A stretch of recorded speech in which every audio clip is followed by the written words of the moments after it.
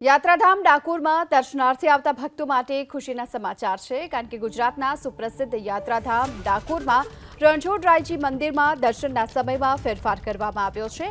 ધનુમાસમાં સવારે 6:15 ભક્તો રણછોડરાયજીના દર્શન કરી શકશે અને અત્યાર સુધીમાં જો વાત કરીએ તો 6:45 મંગળા આરતી કરવામાં આવતી હતી।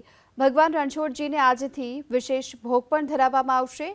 સવારે ભગવાનને ધનુર્માસની ધરાવાશે ખીચડીનો પ્રસાદ પણ। યાત્રાધામ ડાકોરમાં દર્શનાર્થે આવતા ભક્તો માટે ખુશીના સમાચાર છે, કારણ કે ગુજરાતના સુપ્રસિદ્ધ યાત્રાધામ ડાકોરમાં રણછોડરાયજી મંદિરમાં દર્શનના સમયમાં ફેરફાર કરવામાં આવ્યો છે। ધનુમાસમાં સવારે 6:15 ભક્તો રણછોડરાયજીના દર્શન કરી શકશે અને અત્યાર સુધીમાં જો વાત કરીએ તો 6:45 મંગળા આરતી કરવામાં આવતી હતી।